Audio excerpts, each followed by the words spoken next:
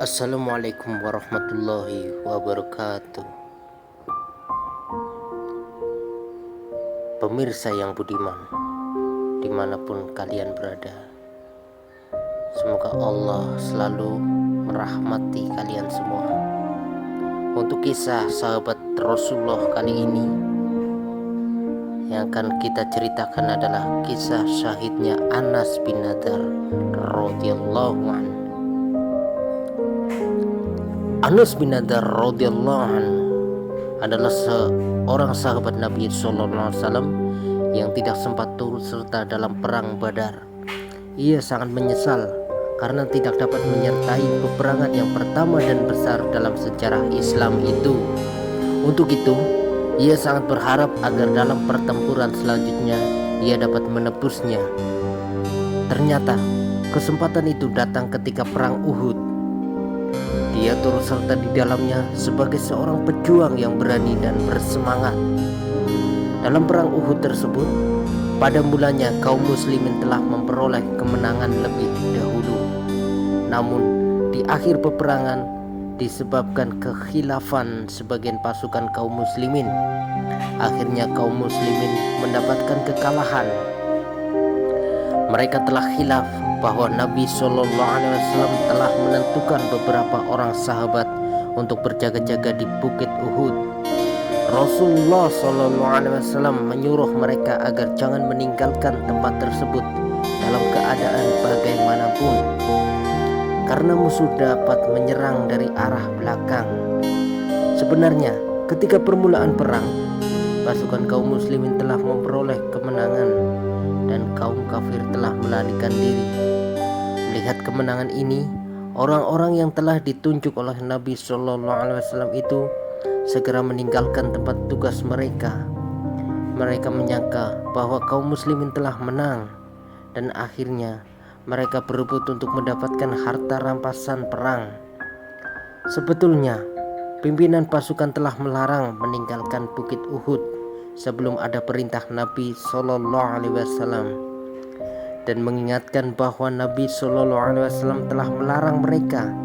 Tetapi mereka menduga bahwa perintah Nabi Shallallahu Alaihi Wasallam itu hanya berlaku ketika masih dalam keadaan perang saja.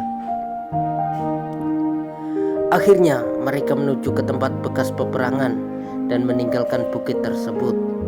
Pada saat itulah pasukan kafir yang sedang melarikan diri melihat bahwa tempat yang seharusnya dijaga oleh kaum muslimin telah kosong, ditinggalkan oleh para penjaganya.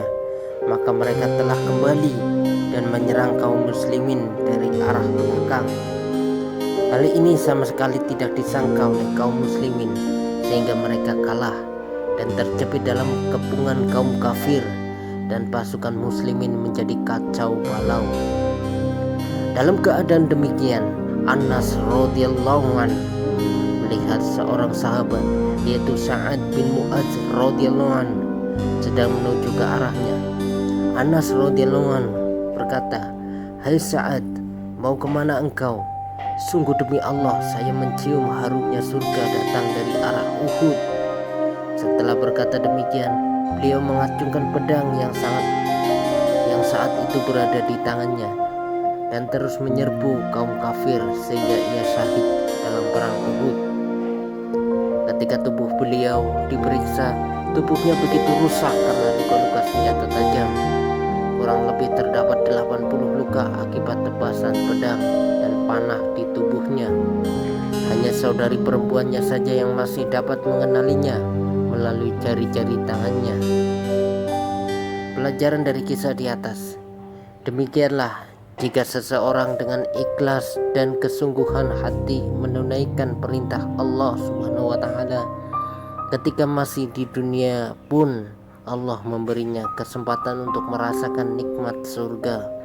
Inilah kisah kehidupan sahabat Anas bin Nadar radhiyallahu anhu yang telah mencium harumnya surga ketika ia masih hidup di dunia. Saudara yang budiman, kita telah mempelajari kisah sahabat Anas bin Nadar. Demikianlah kisahnya, semoga bermanfaat. Billahi taufiq wal hidayah. Wassalamualaikum warahmatullahi wabarakatuh. wabarakatuh.